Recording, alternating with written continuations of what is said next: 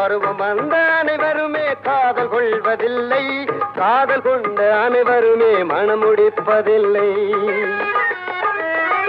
மனம் முடித்த அனைவருமே சேர்ந்து வாழ்வதில்லை, சேர்ந்து வாழும் அனைவருமே சேர்ந்து போவதில்லை. புத்தியுள்ள மனிதன் எல்லாம் வெற்றி காண்பதில்லை, வெற்றி பெற்ற மனிதன் எல்லாம் புத்திசாலி இல்லை, புத்திசாலி இல்லை.